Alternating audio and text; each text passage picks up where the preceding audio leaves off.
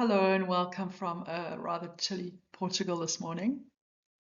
So I'm sure that you'll agree December is quite a strange month.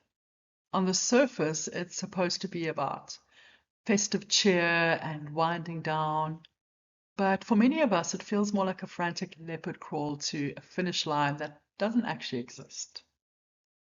Most of us are exhausted, and it's not just a feeling. By the time December hits, we're dealing with the accumulated mental load of an entire year. The work deadlines, the emotional labor, the unresolved situations that we put aside. Our nervous systems are running on empty from a year of putting out microfires. And now we face a final crunch of social obligations, financial pressures, and the personal pressure to somehow finish strong. It was for many people, I know, quite a tough year. So if 2026 is the year of the horse, in Chinese astrology, I kind of feel like 2025 was maybe the year of the dung beetle. But on top of that, there are quieter forces at play draining our energy at this time of year. I'm talking about a lethal combination of three psychological habits that we all fall into, and especially now, December.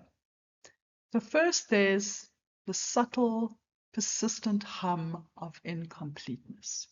And this is brought about by something called the Zeigarnik effect. It's a kind of cognitive bias that makes your brain obsess over unfinished tasks. It treats them like open browser tabs, constantly draining your energy, constantly draining your mental RAM in the background. So think things like unsent emails, unfinished projects, hard conversations you've maybe delayed, goals you didn't quite meet. These things make us uncomfortable. Your nervous system registers all of that as open loops, and it will not shut up about them, even if it's subconscious at times. Now, I know this intimately. I'm an Olympic level procrastinator. Right now, I have two important tasks on my I'll deal with it later list: applying for Portuguese Social Security and organizing a new storage unit in Cape Town for furniture. So I avoid them not because they're hard, but because I hate admin with the fire of 1,000 suns. But here's the thing: my suffering, and I am suffering, isn't in the doing of the tasks. It's actually in the not doing of the tasks. It's that constant mental hum, the relentless Zeigarnik buzz reminding me you still haven't done it. You still haven't done it. And when I finally do the thing, obviously there is immediate, deep relief. So if you set any goals this year, you set any resolutions at the beginning of the year, and those things didn't come to fruition, or perhaps you have relationship issues you haven't dealt with, or even a work project that's been pushed out to next year, this is going to be bugging you, even if you don't know it. It's going to be a hum in the background that is draining your energy. The second psychological habit is what gives us that weird, unconscious belief that midnight on December 31st is some sort of cosmic washing machine that's going to magically rinse out our regrets and fold our intentions neatly and return us to ourselves beautifully pressed for January. And this is a psychological phenomenon known as the fresh start effect. So we humans are wired to treat dates like Monday, the first of the month, our birthdays, and especially January the 1st, as these sort of weird magical reset points. And the reason we do this is because we're constantly grasping for redemption, for reinvention, for a clean slate, for a clean break between old me and new me, thinking that we can walk through a magic portal at midnight on the 31st. But the truth is, obviously, the fresh start effect doesn't actually give you a fresh start. It just gives the illusion of one. And illusions can't create lasting change, but what they do create is feeling of disappointment in yourself, reason to judge yourself. Not great. And the third effect I want to talk about is the future self fantasy. So this is the myth that the January version of you will be a completely transformed creature who wakes up at 5 a.m., drinks green juice, or meditates instead of doom scrolls, whatever it is that you believe that you should be doing. And psychologists call this self-discrepancy theory. So it's that painful gap between who you are in reality and who you think you should be.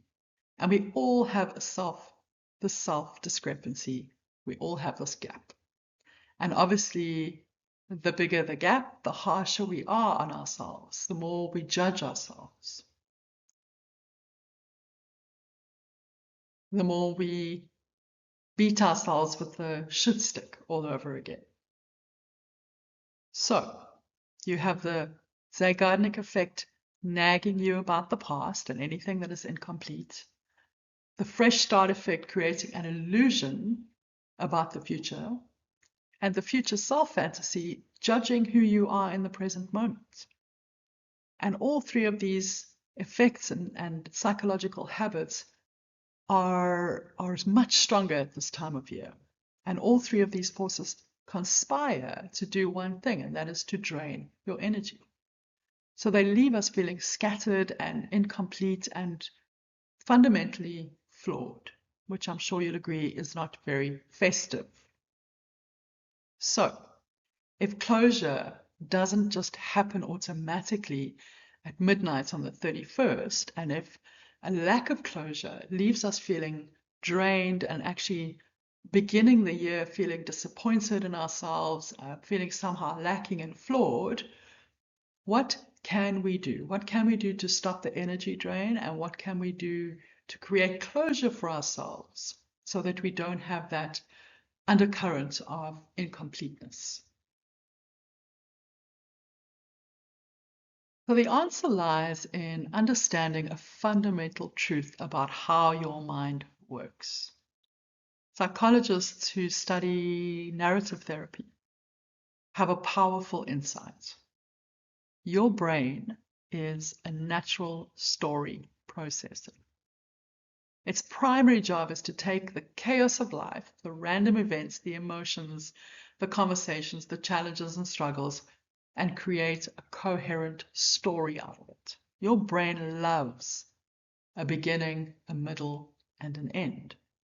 So when a year closes, if you don't consciously give your brain a coherent story for what happened, it's going to create one for you. It wants to close that loop. And left to its own devices, its default story is usually one of failure, based on all the open loops and the unmet expectations and the fact that you didn't magically transform when the clock struck at midnight. This is, of course, a survival mechanism. It is designed to protect you from future disappointment, but it does keep you stuck. So the real work of closure then is to step in and become the author, to consciously re-author your own story, re-author the ending of this chapter, this 2025 chapter. And that process is called conscious completion. Okay, so there are three elements to conscious completion. So if the year-end fallacy is the belief that midnight on the 31st brings automatic closure, then conscious completion is the antidote to that. And it's how you reclaim the pen and you write your own ending. So this, as I said, has three elements. Number one is recognition. So this is about naming what actually happened this year, and this is doing this in a neutral way, in an honest way, without performance or drama. It's the simple, courageous act of looking at your year without flinching. It's the antidote to the Zeigarnik effect's nagging. Number two is integration. So this is where you extract the wisdom without glorifying the suffering. This isn't about finding a silver lining in your challenges. It's about finding the lessons, that's all. It's the antidote to the fresh start illusion because you find the value in the past instead of trying to simply delete it. And then number 3 is release. And this is where you let go of maybe outdated goals or expectations that belong to a past version of you. So this is the antidote to the future self fantasy because you stop funding a fantasy and instead you reclaim the energy for the person who you are right now. Instead of letting that energy drain because some part of you feels that you are not good enough right now. So when you do these 3 things, your nervous system,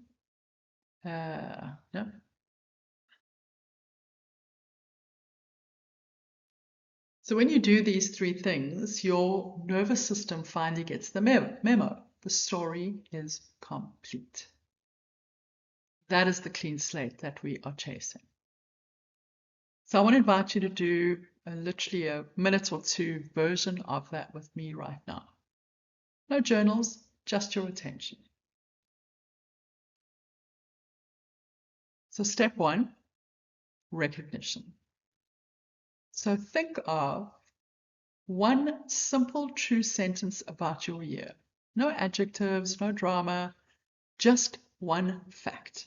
For instance, I changed jobs. I had a baby. Just name it. For me, it might be I started the shift show. That is a true sentence. Or I moved to Portugal. Or for the first half of the year, I was hardly bringing in any income. Those are true facts. There's no adjectives, there's no drama. So what is it for you? Choose one simple, true sentence about 2025.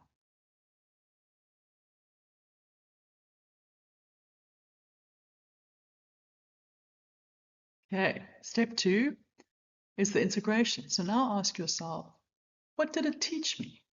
So changing jobs may have taught you that you can start something before you think you're ready.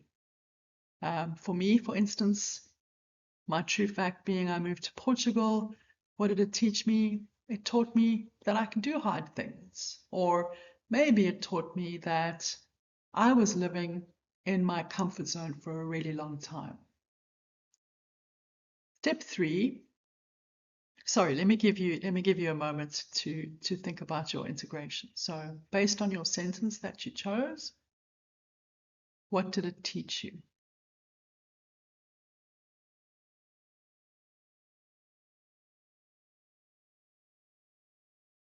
Okay, and then step 3, the release, is simply finish the sentence quietly to yourself. So you would say, I release.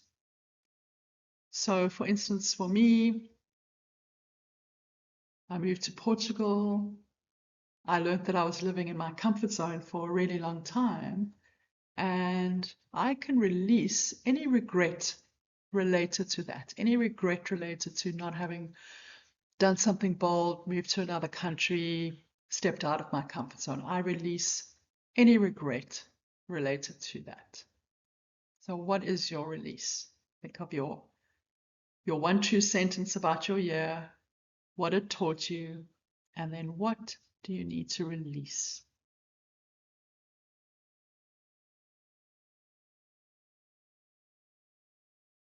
And stay with that feeling for a second. Maybe there's 1 degree of ease for you on that one thing, on that one truth. Thank you for doing that with me. So this December, remember, time is not going to close the year for you. It's not going to magically close. You have these 3 psychological effects in the background draining your energy, but you can choose to consciously complete and close the year. Recognition, integration, release. That's the real reset button. And that reveals the year-end fallacy for what it really is. The mistaken belief that closure is some sort of passive event that happens to us, rather than an active process that we must create for ourselves. So closure doesn't happen on a calendar, it happens in your consciousness. And when you create that deliberately, kindly, courageously, you walk into the next year not trying to redeem yourself, but ready and aware and already whole.